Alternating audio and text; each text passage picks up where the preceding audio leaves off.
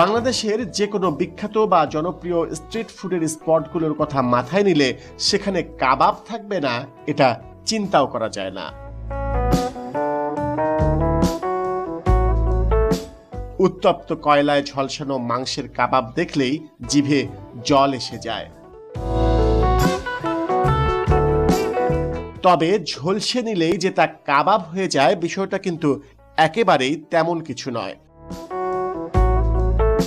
পশ্চিমাদের barbecue, Indonesian সাতে, জাপানিজদের ইয়াকিতরি কিংবা ল্যাটিন আমেরিকার অ্যান্টিকুচো, এই সব কিছুই ঝলসানো মাংসের রেসিপি।